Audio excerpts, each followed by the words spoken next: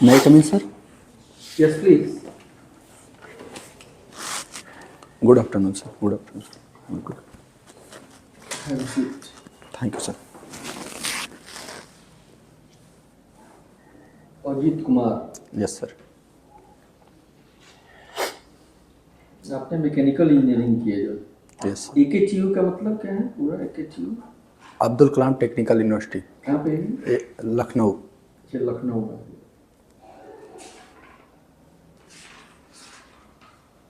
आप अभी लेखपाल में कहाँ पे हैं? अमेठी गौरीगंज। अच्छा, अमेठी में हैं। Yes sir. अच्छा जी। तो आप तो उत्तर प्रदेश में एक अच्छे मतलब कि हालांकि अच्छा है शब्द का मतलब ये है, आप ऑलरेडी जॉब में हैं कैसा कह दिया जाए, और अगर उसको स्केल के ना अगर तौला जाए तो आप अच्छे मोटे तौर पे जॉब में हैं, तो फिर कहाँ बिहार में क्यों जा रहे हैं? सर ये जिस पद पे मैं जाना चाहता हूँ बिहार में सर उसका दायरा बहुत व्यापक है और मैं कार्य करने में विविधता है, और जिस पद पे भी हूँ यहाँ पर सर ज़्यादातर काम करने में हमें उच्च अधिकारियों के निर्देश पे काम करना होता है। इसका कार्य दायरा बहुत छोटा है। तो निर्देश जो है वो निर्देश तो वहाँ भी आपको निर्देश प्राप्त करना होगा। यस सर, लेकिन वहाँ विवेक आधार पर भी कार्य किया जा सकता है। और निर्देश तो पूरी दुनिया में तो वहाँ भी उच्च प्रशासनिक अधिकारियों के निर्देश पे काम करना पड़ेगा वहाँ पे। Yes sir. यहाँ पे ज्वाइन करेंगे, डिस्ट्रिक्ट कलेक्टर होंगे, ऊपर उनके भी अब डिस्ट्रिक्ट कलेक्टर भी कहेंगे कि हमको भी सचिव से करना होगा, ऐसे तो नियमित नहीं सर, कुछ और आधार बताइए। तो मेरा यही सर कि इसका कार्य दायरा बहुत छोटा है जिस सभी पद पे हूँ, और उसका कार्य दायरा बहुत व्यापक है, उसमें विविधता है। Yes sir. ठीक है, कार्य दायरा यस सर। यस। लेखपाल में भी क्या काम करते हैं आप? लेखपाल में सर जैसे जो भूलेख होता है अच्छा, उसको अपडेट करना, और आय जात निवास की रिपोर्ट लगाने में सर सहायता करना। हम लोग अपने क्षेत्र की आय जात निवास की रिपोर्ट लगाते हैं। बताइए कि आप जो है वो बिल्कुल अभी केंद्र सरकार की इसमें जो भूमि दस्तावेज है उसका डिजिटलीकरण में एक योजना है, उसका नाम बताइए। स्वामित्व योजना सर। स्वामित्व योजना। यस। तो स्वामित्व योजना की कुछ विशेषताओं को बताइए, 3-4 विशेषताएं। सर उसमें जो आबादी वाले क्षेत्र हैं उनमें सर जो विवाद उत्पन्न होता है उसको कम करने के लिए यह योजना लाई गई। उसमें आबादी क्षेत्रों में एक ड्रोन द्वारा सर्वे करके सभी व्यक्ति को घरौनी दी जा रही है। ड्रोन से सर्वे कर रही है? यस। तो आपने ड्रोन इस्तेमाल किया है? नहीं सर, हम जब गए जॉब में उसके पहले ये हो चुका था, हमने केवल घरौनी वितरित किया है। घरौनी वितरित किया। घरौनी क्या होता है? ये वो जो दस्तावेज जिसको घरौनी। जी जी सर।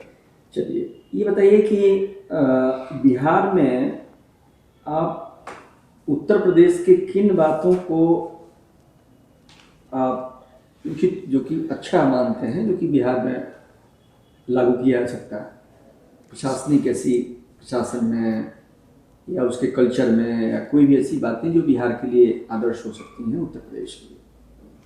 सर अभी जो मैं देख रहा हूँ बिहार में सर, जैसे क्राइम बिहार में भी है यूपी में, लेकिन वर्तमान में law and order situation UP में ज़्यादा बेहतर है। अच्छा, तो इसको लागू किया जा सकता है बिहार में। अच्छा, कानून और व्यवस्था की स्थिति को आप उत्तर प्रदेश से, चूँकि हम तो आपको तभी यहाँ पे ले पाएंगे भाई बिहार में कि आप उत्तर प्रदेश की कौन सी बातों को यहाँ पे लाएंगे, तो एक कानून व्यवस्था को आप अच्छे से लाएंगे, और क्या चीज़ों को फॉलो कराएंगे आप?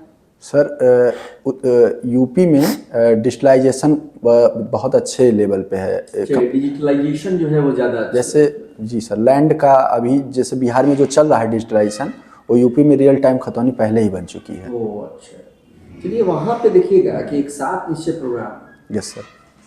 चलिए उस बात को आप पूरा कर लें। 2 बात को हम लाएँ, डिजिटलाइजेशन लाएंगे, प्रशासन में डिजिटलाइजेशन। जी सर, प्रशासन में जैसे जी। फिर आगे और क्या कर ले आना चाहेंगे सर? अब अभी यही याद आ रहा है। यही याद आ रहा है। Yes sir. वहाँ पे देखिएगा 7 निश्चय प्रोग्राम में सबका सम्मान जीवन आसान एक निश्चय है बिहार सरकार का, मुख्यमंत्री का फ्लैगशिप प्रोग्राम है। तो उसके तहत इस निश्चय में लोगों को क्या लाभ दिया जाएगा? सर 7 निश्चय पार्ट 3 का पार्ट? हाँ, पार्ट 3। तो पार्ट 3 में अभी सर उतने अच्छे से नहीं देखे। इतने अच्छे से आपने उसको ध्यान नहीं दिया। Sorry sir. देखिए कि आपका जो है वो इतिहास रहा है तो आपने पढ़ाई जो है वो मैकेनिकल इंजीनियरिंग से क्या ऐसा लगा कि इतिहास की तरफ आप झुका हो, सर जी इतिहास या सर केवल एग्जाम पास करने के लिए अपने लिए? सर ये भी एक कारण रहा है कि एग्ज़ाम पास करने के लिए, अच्छा, ठीक। क्योंकि और दूसरा कारण है इतिहास में मुझे रुचि थी, रुचि। और तो मैं सोचा कि इतिहास ले लूं और ये जीएस में मुझे मदद करेगा। अच्छा, ठीक है। देखिएगा कि मैकेनिकल इंजीनियरिंग से कुछ आपके क्वेश्चंस होंगे। यहाँ पे देखिएगा कि मैकेनिकल इंजीनियरिंग का आप क्या यूज़ कर पाएंगे प्रशासन में? आपने एक अच्छी पढ़ाई की है वहाँ पे। अच्छा, एक और बात आपसे पूछना था कि आपने एक बहुत अच्छी जगह से पढ़ाई करके आप फिर लेखपाल में कैसे आप आ गए? सर मैं आपने मैकेनिकल पढ़ा, राष्ट्र में क्या योगदान होता है, बहुत उपलब्धियाँ होती हैं, अब अपने कोर फील्ड में रहते हैं, क्यों आ गए इधर आप? सर मैं यूपी पीसीएस की तैयारी करना स्टार्ट किया। उसके बाद सर कुछ साल बाद मेरा लेखपाल में मैंने फॉर्म भरा, हो गया, और उस समय मेरे पास कोई जॉब ये नहीं नहीं थी। लगता कि ये इकोनॉमिक ड्रेन है? ब्रेन ड्रेन तो आपने सुना ही होगा कि Yes. सरकार के झोले पे वो एक तरीके का खिंचाव ही तो है कि भाई मैकेनिकल आपने पढ़ाई क्या की, फिर जो है वो कैसे यूज़ कर पाए आप? सर जैसे घर से मेरे पैसे नहीं मिल रहे थे, तो मैं इसलिए उस समय मेरे पास पैसे की स्थिति तो इसलिए ज्वाइन कर लिए। तो इसलिए सर ज्वाइन आप किया तो उस कोर सेक्टर में भी आप नौकरी पे जा सकते हैं। सर वहाँ पे मैं किया था सर, लेकिन वहाँ पे पैसे उतने अच्छे नहीं मिल रहे थे शुरुआती तौर पे, बहुत वहाँ पे पढ़ने का टाइम भी नहीं मिलता सर। चलिए, मैकेनिकल इंजीनियरिंग में फ्लूइड मैकेनिक्स क्या होता है, या मैकेनिक्स आपने पढ़ा है? Yes sir. तो मैकेनिक्स क्या होता है? मैकेनिक्स सर अभी सर सही से अच्छा, रिकॉल सही नहीं से। कर पा रहा हूँ, सॉरी अच्छा, सर। मैग्नेटिक फ्लक्स डेंसिटी किससे मापा जाता है? Magnetic flux density sir exact याद नहीं सर, अच्छा। बेबर में याद तो है। निकोलस टेस्ला का नाम सुना है? Yes sir. कौन थे वो? सॉरी सर अभी मुझे याद नहीं आ रहा है। अच्छा, उसी के प्रकाश के तहत तो बैठे हैं, इसी करंट के इन्वेंटर थे वो। ओके। तो ये जो है वो मैं काफ़ी दिन आपको लग रहा है कि पढ़े हुए। यस सर 2019 में। 2019 के बाद से आप उस पर अवगत नहीं हैं। Yes sir. इतिहास से बताइए कि किस क्षेत्र में आप बहुत मजबूत हैं? प्राचीन भारत, मध्यकालीन, आधुनिक भारत, या कहाँ से कोई सवाल? Modern history. Modern history. Yes sir. ये बताइए कि आधुनिक भारत के इतिहास में उत्तर प्रदेश से ही चलिए, उत्तर प्रदेश से कोई ऐसे महत्वपूर्ण फिगर को बताइए जिनका बड़ा योगदान है। पंडित जवाहरलाल नेहरू। नेहरू जी ने कितनी किताबें लिखी? सर ऐसे मुझे गिनती याद नहीं है, लेकिन राइटर थे कि नहीं नेहरू? जी सर, उनकी एक फेमस बुक है discovery of India. Discovery of India, Chanakya. Yes sir. अच्छा, तो डिस्कवरी ऑफ इंडिया और उसके बाद भी लिखा उन्होंने? यस सर, एक ग्लिम्पसेस ऑफ हिस्ट्री कुछ करके। ग्लिम्पसेस, सब तो आपको याद ही है। अभी कह रहे थे कि नहीं याद। नहीं सर, बुक्स याद है, लेकिन मतलब एग्जैक्ट कितनी लिखी है, एग्जैक्ट कितनी है वो बात नहीं। ठीक है, ग्लिम्पसेस ऑफ वर्ल्ड हिस्ट्री लिखा है। Yes sir. तो अपनी आपने कथा पढ़ा है क्या उन्होंने, उनकी ऑटोबायोग्राफी? नहीं सर, पढ़ा नहीं। उनकी मैं जानकारी लिया हूँ, लेकिन उनकी याद बता। ये बताइए कि नेहरू पहले उत्तर प्रदेश की राजनीति में सबसे पहले कब उनका आगमन होता है? किसान आंदोलन के समय सर। अच्छा, किसान आंदोलन जी। कौन सा किसान संगठन से जुड़े हुए थे? मुझे सर उत्तर प्रदेश या संयुक्त प्रांत किसान सभा सर, जहाँ थी 1918 वाली, उसमें सर इंद्रायण द्विवेदी जी अन्य लोग थे, उन्हीं के साथ जुड़े थे। उसके बाद अवध किसान सभा भी जुड़े थे, लेकिन जो पहले जुड़े थे 1918। ये बताइए कि उसके पहले भारत में जो किसान आंदोलन हुए उसके बारे में बता सकते हैं क्या? भारत में इसके पहले भी किसान आंदोलन हुए 1917-18 के पहले भी? Yes sir. सबसे पहले किसान आंदोलन में बताएंगे जो कि सबसे पहले संगठित, अगर उसको हम माने तो संगठित रूप से था? मुझे अभी सर याद नहीं। बहुत याद है। Yes sir. भारत में देखिए कि राष्ट्रवाद एक बहुत इम्पोर्टेंट फैक्टर रहा है। भारत में राष्ट्रवाद कब आया और कहाँ से आया? राष्ट्रवाद एक पश्चिमी अवधारणा है, और ये 1857 की क्रांति के बाद धीरे धीरे विकसित हुआ। अच्छा, अगर भारत में अंग्रेज नहीं आते तो राष्ट्रवाद आता क्यों?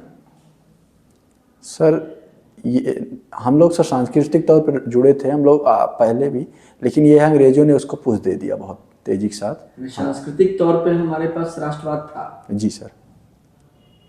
तो फिर राष्ट्रवाद होता क्या है? जब सांस्कृतिक तौर पे था ही तो राष्ट्रवाद हो जाना चाहिए था। जो सर जो एक पॉलिटिकल तौर पे, राजनीतिक जी पॉलिटिकल तौर पे वो राष्ट्रवाद के मैंने ये सब आयाम होते हैं सांस्कृतिक से, केवल सांस्कृतिक आवश्यक नहीं है, राजनीतिक राष्ट्रवाद में होना चाहिए। सर जो मुझे पता है कि अंग्रेजों का आने के बाद सर पॉलिटिकल राष्ट्रवाद जो है वो नस्ली जमा। जी सर वो बहुत भारत में प्रथम राजनीतिक नेता किसको कहें? सर प्रथम राजनीतिक नेता ऐसे सर मुझे सर अभी इस बारे में मैं अगर मेरा ओपिनियन बताना हो तो बताए। ऐसे बताइए आप अपने सोच बताए, बिल्कुल बता सकते हैं, अनुमति आपको दी जाती है। राजनीतिक नेता तो समझ रहे हैं आधुनिक में बहुत सारे लोग हैं।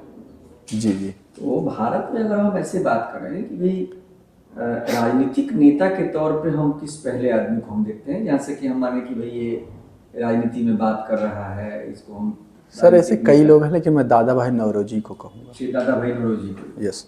उससे पहले कोई नहीं है? उसके पहले भी है सर लेकिन मुझे अभी ये अचानक ये याद है सर इसलिए। क्वेश्चन? जी जी थैंक यू सर। सॉरी कुछ कह रही थी आप, बोले उधर से। ओके देखिए अजीत, यस सर। अपना नाम बताया, अपना एक तो परिचय दीजिए हमें आप। मेरा नाम सर अजीत कुमार है।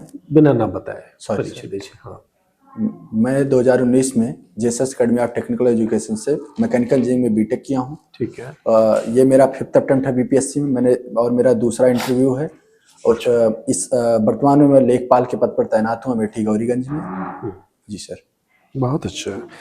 2026 भारतवर्ष के लिए भारत के सभी संदर्भों को की व्याख्या करते हुए किस प्रकार देखेंगे आप 2026 का वर्ष भारत के लिए? किस परिप्रेक्ष्य में सर देखना है?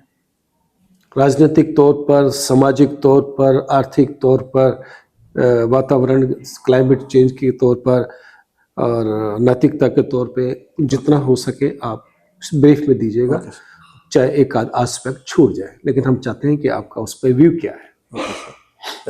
अभी जैसे इकोनॉमिक तौर पे देखें तो इकोनॉमिक तौर पर भारत मजबूत हो रहा है। भारत की इतनी मतलब जैसे यूएसए द्वारा टाइप लगाने के बावजूद 7.5% का ग्रोथ रेट आया है सर। 7.5 का परसेंट आ गया है सर, जहाँ तक मुझे अभी मैं पढ़ा था पेपर में सर, मैं उसमें 7.5। तो आप डाटा मिसलीड क्यों कर रहे हैं फिर बोर्ड को? अगर आपने पढ़ा है अगर आप सही नहीं है तो क्यों बता रहे हैं आप? 7.5% ही पढ़ा था। सॉरी सर अगर याद नहीं। अगर है तो वो भी ठीक होगा जो आप कह रहे हैं, फर्म नहीं है। सर मैं कंफर्म नहीं हूँ लेकिन ये पढ़ा था। चलिए कैरी ऑन बताइए। सेकंड सर, अगर हम देखें एनवायरमेंटल तौर पर तो एनवायरमेंटल कभी हमें काफ़ी चैलेंजेस हैं। हमारा एयर क्वालिटी इंडेक्स काफ़ी इस समय बुरी स्थिति में है। थर्ड, अगर हम देखें तो सांस्कृतिक रूप से तो भारत सांस्कृतिक रूप से और जुड़ाव महसूस करता है। फोर्थ, अगर हम देखें कि पॉलिटिकली तौर पे तो भारत पॉलिटिकली तौर पे एक अच्छा लोकतंत्र के रूप में उभर रहा है पूरी दुनिया में। Okay yes sir. हो गया आपका जवाब। आपने कहा कि बहुत अच्छा कर रहा है 2000 आने वाला 26 वर्ष हमारे भारत वर्ष में बहुत अच्छा आने वाला है। एक चीज आपने बताई, अभी पॉल्यूशन पर बताया आपने, एयर क्वालिटी इंडेक्स बताया। यस। इसको आपने अच्छा नहीं माना। Yes sir. क्या आपको लगता है कि ये बेसिक नीड्स में नहीं आती है? जो कुदरत ने नेचुरल हमको चीजें दी है, हवा पानी, वही आज भारत जो विकसित भारत बनने की ओर अग्रसर है, जिसके जीडीपी का साइज लगातार बढ़ता जा रहा है। आपने शुरू में भी कहा कि आर्थिक कारण हमारे बहुत तेजी से विकास की ओर है। Yes sir. वो देश जहां पर हवा पानी का बेसिक नेसेसिटी भी पूरी ना हो सकता कोई कारण हो आपकी नजर में? अगर ये कारण है जो नेसेसिटी है, यस सर, तो क्या ये एक विकास की ओर इंगित करती है अर्थव्यवस्था को? सॉरी, भारत में सर लगातार जैसे लोग गरीबी से बाहर निकल रहे हैं। अभी एक डाटा 271 मिलियन लोग, वर्ल्ड बैंक का डाटा था, उसमें मल्टीपोवर्टी इंडेक्स जो गरीबी थी उससे बाहर निकले। और इसके अलावा सर अभी जैसे एनवायरनमेंट का है तो एनवायरनमेंट पे सर सरकार प्रयास कर रही है लगातार कि बेहतर हवा मिल सके। उसके लिए सभी सब दिल्ली में ग्रैब सिस्टम लागू। देखिए अजीत, आपने बहुत अच्छा स्टेटमेंट दिया। 2026 भारत के लिए बहुत अधिक लाभदायक है, विकास तौर पे करा। फिर आपने उसकी कमियां भी बताई, यस फिर आपने डाटा भी दिया। बहुत पहले मोमबत्ती का चलन था, जब देश दुनिया पूरी बिजली भी नहीं आई थी। 1890 के आसपास यस सर। बिजली आई, लगभग उसी वर्ष आई। मोमबत्तियों का चलन हट गया, सब्स्टिट्यूट बिजली हो गई। Yes first hand industry limelight में आई। कहते हैं कि पुरानी चीजों को बदलते हुए, सब्स्टिट्यूट करते हुए विकास की ओर तेजी से बदलाव आता है। Yes sir. मोमबत्ती का चलन खत्म हुआ, लालटेन का मुश्किल से रहा, गरीबों में रहा, बिजली ने अपनी जगह बनाई। 80 साल हमारे देश को हो गए। दुनिया में हमारा छवि इस प्रकार की है कि हम विकसित हैं। यस हमें ज़्यादा नहीं चाहिए। ये बात का हमने रेफरेंस इसलिए लिया आपको कि 80 साल होने वाले अगले साल हमारे देश के अंदर ये एक बेसिक जो कुदरती नियामत है हवा पानी की, यस इस पर पॉलिटिशियंस, ब्यूरोक्रेट्स मंथन क्यों नहीं कर रहे, बावजूद कि दुनिया इस बात पर लगातार जता रही है भारत को। सर बताएं sir.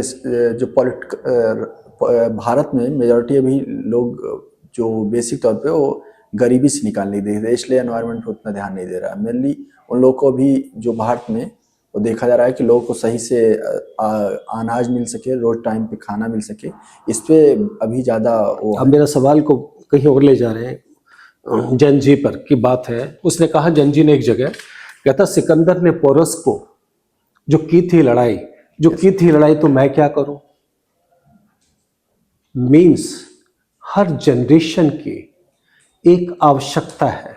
Yes sir. Over a period of time it has been derived by the centuries, by the people, कि तरक्की का जो दौर बड़ा है, आज जो हम पहुंच गए हैं उस पे, क्या जंजी की आकांक्षाएं गलत है?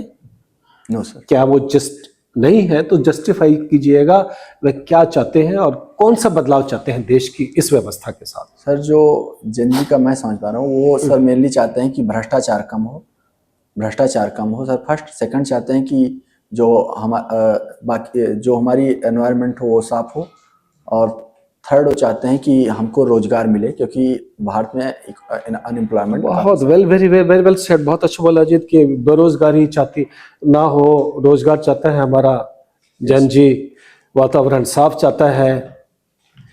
तो क्या लगता है कि विकसित भारत सही मायने में कब तक बन जाएगा?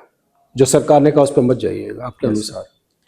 सर अगर भारत इसी तरह ग्रोथ करता रह जाएगा तो 2047 तक सर विकसित भारत बन सकता है। जापान से कितना आगे, कितना पीछे हमारा जीडीपी साइज, और उसकी पॉपुलेशन जापान की कितनी है और हमारी कितनी है सर? लगभग बताइएगा, कोई बात नहीं। लगभग सर जापान से जैसे 4.3 या 4.2 सर भारत का हो गया $1 ट्रिलियन। और भारत का कितना बेटा सर बताइए? 4.2। 4.2 ठीक है, हो गया आपके अनुसार। कहाँ से मिली डाटा आपको ये? मैंने सर कहीं पढ़ा था, एग्जैक्ट मुझे नहीं कंफर्म है। एग्जैक्ट लेकिन हम लोग जर्मनी अब हम डाटा दे देते 4th पे आ गए हैं सर। ठीक है, बोलिएगा। जी सर 4th पे आ गए हैं। चलिए मान लिया आपके अनुसार 4.2 जीडीपी साइज भारत का है। यस, लेकिन पॉपुलेशन कितनी है हमारी? 1.4 बिलियन, यानी कि लगभग 145 करोड़ के आसपास। ठीक है। जापान की पॉपुलेशन कितनी है? मुझे एग्जैक्ट पता नहीं सर। 13 और 15 के बीच में है ना? और उनका जीडीपी साइज कितना है? जीडीपी हमसे आगे है। 13 करोड़ लोग मान लेते हैं। 2022 सितंबर वर्ल्ड इकोनॉमिक फोरम के अनुसार जो डाटा है जापान का पॉपुलेशन का, वो 13 करोड़ है। अभी मान लेते हैं 14 करोड़ हो गया। 14 करोड़ लोगों में अगर 4.something प्लस बांट दिया जाए पैसा, तो पर कैपिटा इनकम कितना निकलता हो? और 145 लोगों में, 145 करोड़ लोगों में 4.2 बांट दिया जाए तो लाइफ स्पैन किसका अच्छा है, बेहतर लाइफ किसकी है? जापान की सर। जापान, बहुत अच्छा बोला। ये तो एक हमने एक आउट ऑफ द बॉक्स बात की है। यस। सवाल मेरा ये है कि 13 करोड़ लोग ऐसा कर सकते हैं 80 साल में, यस, 75 साल में, 145 करोड़ इतना समय क्यों लग रहा है? बस हम ये पूछना चाहते हैं सर। वहाँ जो जापान था सर, वहाँ पे कोई मतलब इंग्लैंड जैसी शक्ति नहीं थी जो लूट रही थी। और वहाँ पे इंडस्ट्रियलाइजेशन पहले हो गया सर। भारत में इंडस्ट्रियलाइजेशन बहुत लेट हुआ। लेकिन शक्ति नहीं थी, औपनिवेशिक रूप में शक्ति नहीं थी, तो वर्ल्ड बैंक को झेला उसने। उसने इतने ज्यादा परमाणु को बहुत बड़ा दंश झेला उसने। आप जानते हैं दुनिया का सबसे मुश्किल जो अर्थक्वेक वाला एरिया है वो जापान है। Yes sir. वो सब कुछ झेलने के बावजूद भी इतना कुछ है। क्या हमारे करेक्टर में, हमारे चरित्र में क्या बसा है और उनके करेक्टर में क्या बसा? हम एक पूछना चाहते हैं, हम अपने भारत की शक्तियों को देखना चाहते हैं, हम समझना चाहते हैं हमारे अंदर सर ऐसा इतनी देरी से क्यों चल रहे हैं हम? सर ऐसा कहा जाता है कि जापान में लोग काम करने के लिए और देश की प्रगति के लिए बहुत ज्यादा इच्छुक रहते हैं, लेकिन सर भारत में भी ऐसे लोग हैं भी रहते हैं। जी सर। इच्छुक वो रहते हैं, लेकिन हम भी रहते हैं। Yes sir. चलिए, दूसरा सवाल है मेरा, ये इंटरनेशनल से अब मैं नेशनल पे आता हूँ, फिर बिहार पर आऊँगा। नेशनल पर लेवल पर हमने देखा है कि हमारे चलिए हम ज्योग्राफी के तौर पर बात कर लेते हैं। हमारा COP जो 30th हुआ है अभी बेलम में, ब्राजील में, यस सर, उसकी जो फाइंडिंग्स थी conference of the parties 30th की और कॉन्फ्रेंस ऑफ द पार्टीज 29 की जो ताशकंद में हुआ था, मालूम है आपको? Yes sir. इन दोनों की जो फाइंडिंग्स है क्यों नहीं मेल खाती? 29 वाला कहता हम 30 में करेंगे, 30 वाला कहता आने वाले 31 में करेंगे, वातावरण को जीरो एमिशन के लिए, फोसिल फ्यूल को खत्म करेंगे, विकासशील देशों को और बढ़ावा देंगे पैसे कैपिटल के हिसाब से। सर प्रॉब्लम ये होती है जो विकसित देश हैं जी, विशेषकर अमेरिका यूरोप में, वो पैसे जो देने के लिए, जैसे उस पर ये एक सहमति हुई थी कि वो गलती उनकी थी, एनवायरमेंट पॉल्यूशन और इंडस्ट्रियलाइजेशन उन्होंने किया था। हमें आपका व्यू चाहिए था, हम इसके आपसे ये फैक्ट्स नहीं पूछ रहे इसके लिए, है ना? व्यू चाहिए था कि आखिर ऐसा क्या कारण है हमारे देश के अंदर जो क्लाइमेट कंडीशंस को, चलिए नया सवाल बन देता कि क्लाइमेट कंडीशंस इतना तेजी से क्यों बदल रही है हमारे देश में। अरावली का मुद्दा सामने आ गया है। हाँ प्लीज। भारत में रैपिड इंडस्ट्रियलाइजेशन हो रहा है, पॉपुलेशन बढ़ रही है बहुत तेजी के साथ। बहुत अच्छा। और लोगों की मतलब जो अब भौतिकवादी संस्कृति भारत में डेवलप हो रही है, ये बहुत अच्छा है। चलिए अभी आते हैं बिहार पर, है ना? बिहार की राज्य के बिहार की छवि, सभी लोग कहते हैं, अक्सर छवि शब्द सुनने में आता है। यस। कहते हैं गरीब राज्य की है, पिछड़े राज्य की है। इसके कारण हम नहीं पूछेंगे। यस। इस छवि को कैसे हम बदलें ताकि देश के अंदर जो दूसरे 28 राज्य हैं उनमें भी एक समानता आ सके, वो छवि को निकाल सके। हमारे उत्तर प्रदेश, हरियाणा, गुजरात, राजस्थान ने बहुत तेजी से छवि बदली है। आखिर इसकी छवि बदली कैसे जाए बिहार राज्य की? फर्स्ट सर, बिहार में एग्रीकल्चर बहुत अच्छा है, तो यहाँ पे एग्रीकल्चर बेस्ड इंडस्ट्री लगाऊंगा। बहुत अच्छा। सेकंड सर, यहाँ पे एक बहुत बड़ी जनसंख्या है, युवा है, जो उनका स्किल डेवलपमेंट करूँगा। थर्ड, बिहार में शिक्षा का स्तर सर उतना अच्छा नहीं जितना और देश के अन्य। देखिए कितनी अच्छी बात बोल रहे हैं आप। तो इस थर्ड ये होगा। बहुत अच्छी। देखिए हाँ बोलिए सर। थर्ड शिक्षा होगा और फोर्थ सर यहाँ बिहार का यही सेम सिम्टम्स दूसरे राज्य में नजर आते हैं। जो आपने बोला बेरोजगारी का, आपने बोला ब्रेन ड्रेन हो रहा है, यहाँ से लोग निकल रहे हैं, ऐसा लगता है दूसरे राज्यों में भी ऐसा ही है सर। यस, जैसे उत्तर प्रदेश में भी सेम ही नजर आता है, लेकिन दक्षिण के राज्यों में नहीं आता। फिर ऐसी बेसिक चीजें जो छवि में सुधार नहीं आ पा रहा बिहार की?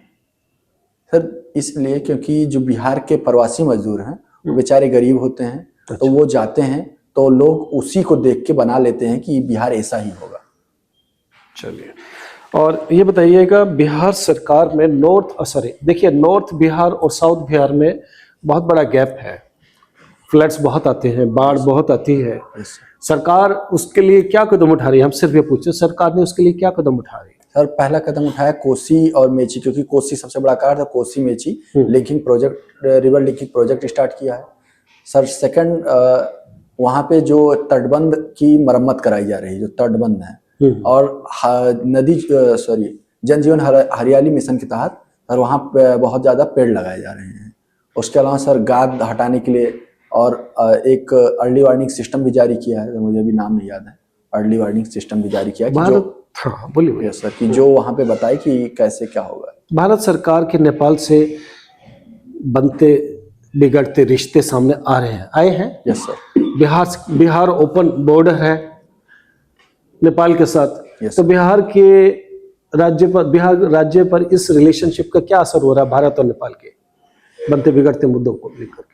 इस बिहार में सर इसलिए बिहार में सांस्कृतिक रूप से जुड़े हैं और एक ओपन बॉर्डर होने से सब जगह इकोनॉमिक तौर पे भी काफी एक डिपेंडेंट है। ठीक है। जो वहां से यहाँ सामान लाते हैं, यहाँ खासकर मिथिला क्षेत्र के लोग। तो अगर बिहार और भारत का नेपाल और भारत का संबंध बिगड़ता है तो इसका प्रभाव बिहार में पड़ता है कि जैसे आने जाने में प्रॉब्लम होती है, क्योंकि शादियां मिथिला क्षेत्र के लोग वहां भी करते हैं, नेपाल में भी करते हैं, उनको आने जाने में समस्या होती है। पिछले दिनों जीआई टैग दिया गया जो बहुत, चलिए हम बता देते हैं, वो गया जिले को दिया गया। किस आर्ट पर दिया गया GI tag, geographical indication? Sir अभी गया जिले का आर्ट जो है 3-4 दिया गया है, अगर कहें तो बताएं, मुझे एग्जैक्ट गया का नहीं पता। नहीं मालूम। एक सुजनी कढ़ाई दिया गया है, मधुबनी पेंटिंग है सर दिया गया है। एक आप अगर प्रशासन में एसडीएम कंसिडर किए जा सकते कर लिए गए और आप पोस्टेड है कैसे कम्युनल एरिया में, सॉरी सर, कोई ऐसे एरिया में आप पोस्टेड है कम्युनल एरिया में जहां पर एक स्थानीय नेता आपको उकसाते हैं कम्युनल का एक खास कम्युनिटी को दबाव में डालने के लिए, आप क्या सिचुएशन के साथ सही तरह से हैंडल किस प्रकार करें? सबसे पहले उनसे पूछें कारण क्या है, कि किस कारण से उनको मतलब इस तरह का कुछ किया जाए। अगर उनका कारण कुछ ऐसा लगता है तो उसकी जांच की जाएगी। अगर ऐसा कारण हो रहा है तो जो मेरे क्षेत्र में माहौल खराब करने की कोशिश करेगी उनके खिलाफ कार्रवाई हो जाएगी। और फिर उसके बाद सेकंड सर, एक अपने जिस क्षेत्र में मैं एडीएम के तौर पर तैनात हूँ, एक अगर वहाँ हिंदू मुस्लिम टेंशन पहले से है तो उसको चेक करके एक अमन कमेटी बनाई जाएगी जिसमें दोनों तरह के लोग हों, जिसमें हिंदू मुस्लिम और जो पढ़े लिखे लोग हों, जो सम्मान में सम्मानित हों, जिनके लोग बात माने। मुस्लिम की तो हमने बात ही नहीं करी, आपने मुस्लिम कहाँ से जोड़ दिया? क्योंकि सर बिहार में मेजोरिटी यही 2 कमेटी है, हिंदू मुस्लिम। हमने कम्युनल एरिया बोला था आपको। चलिए, कम्युनल एरिया में कुछ भी हो सकता है, किसी के साथ भी हो सकता है। ये बताइएगा, आर्टिफिशियल इंटेलिजेंस, बस 1-2 बड़े इंपॉर्टेंट सवाल है आपसे करने। मैं आपका तार्किक शक्ति देख रहा हूँ, चाह रहा था बेहतर तरह से। आर्टिफिशियल इंटेलिजेंस हमारे देश में बहुत जरूरी है जरूरी? Yes sir. ये भी कहा जा रहा है कि खुद कर सकता है हमारे रोजगार को शॉर्ट पीरियड में, ये भी कहा जा रहा है। हम आपको अलग सवाल जवाब चाहेंगे।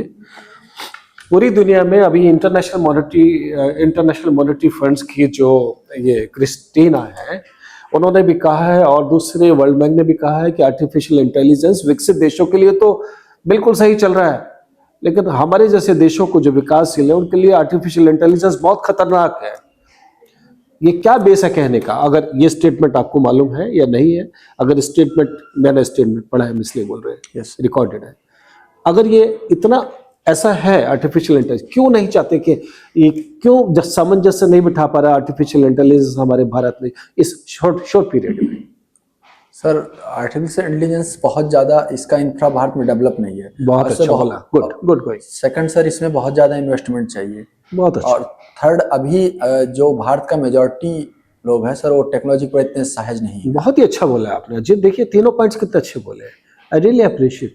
ऐसा चाहिए आपका हमें ना। बस आप लास्ट में बता दीजिए, आपका हॉबी जो है, बड़ी अच्छी हॉबी आपने बताया था हमें, क्या हुआ? कबड्डी खेलना। यस। कबड्डी खेलने को किस प्रकार से अपने व्यक्तित्व से जोड़ते हैं आप, उसमें क्या झलकता है आपके अंदर?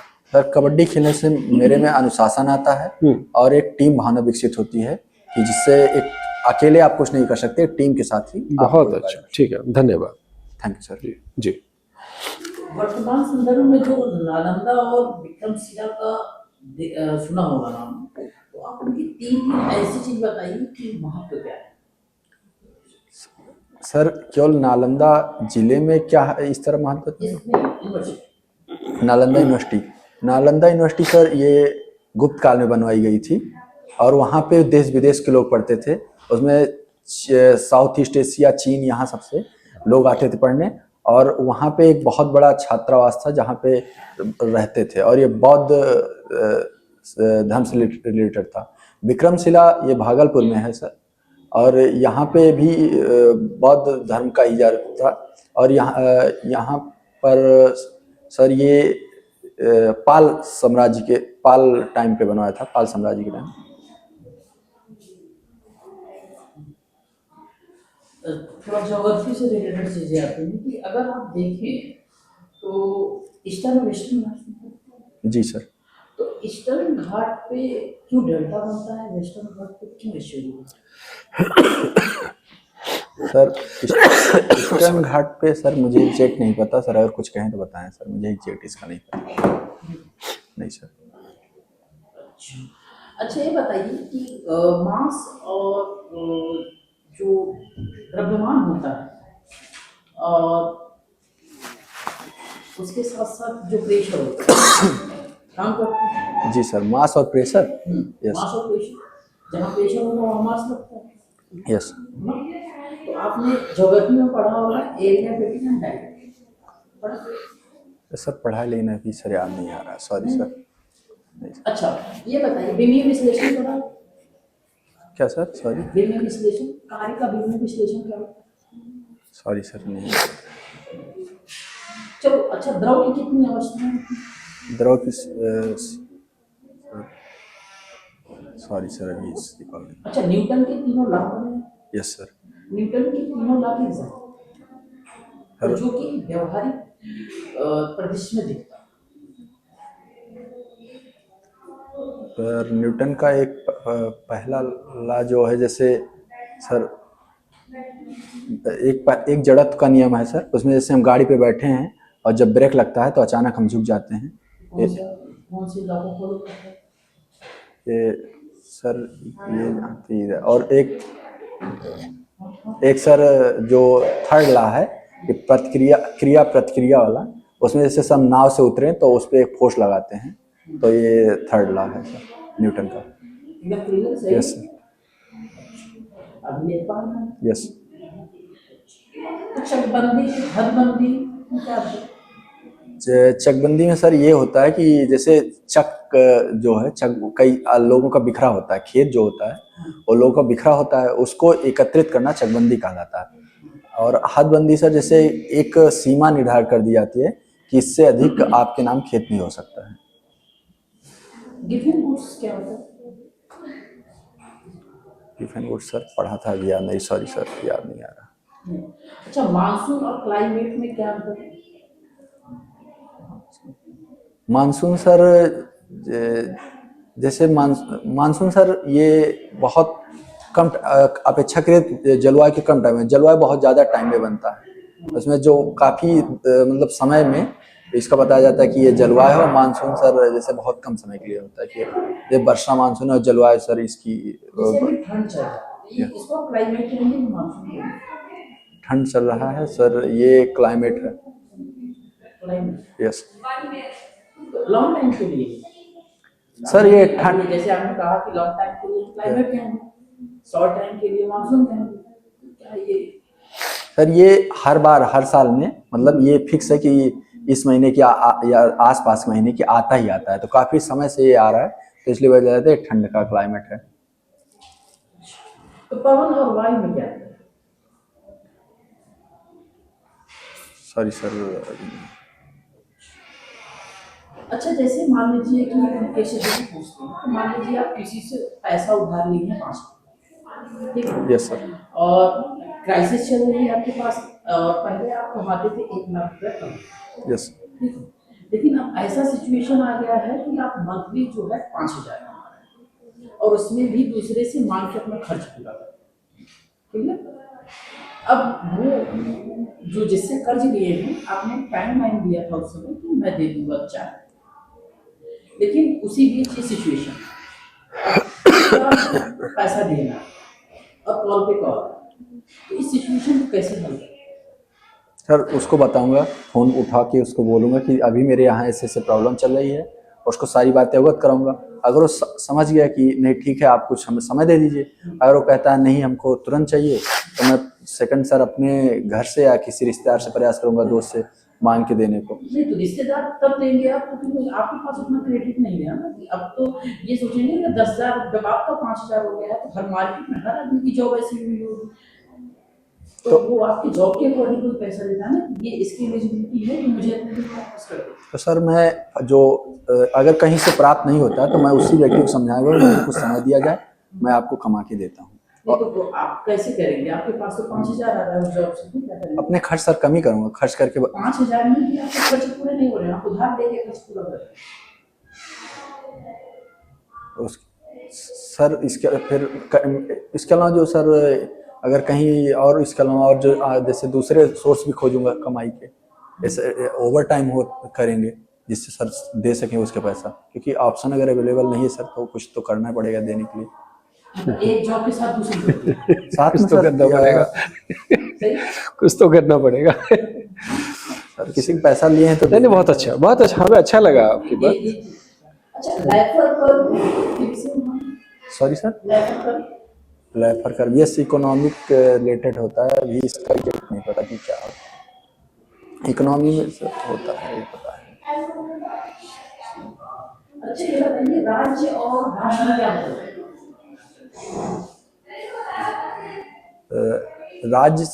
राज्य सर, सॉरी सर अभी एग्जैक्ट मुझे इसका मीनिंग नहीं पता है। Yes sir. सॉरी। अच्छा, मास और वेट में अंतर क्या है?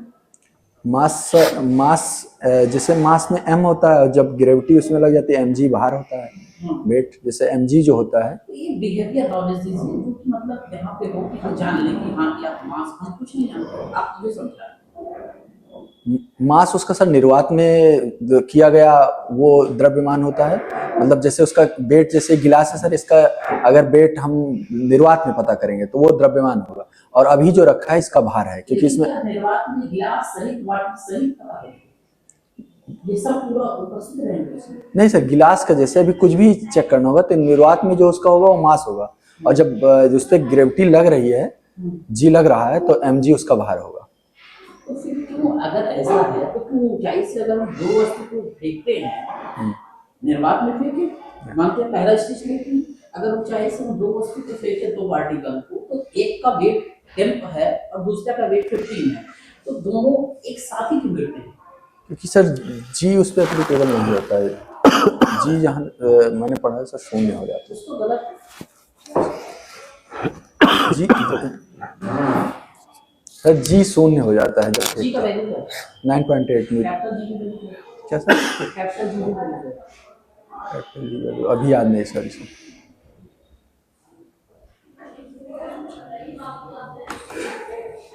चलिए आपका कुछ पूछ लें। नहीं सर, बस। चलिए आपका साक्षात्कार समाप्त हुआ, अजीत जी आप जा सकते हैं। Thank you sir, thank you.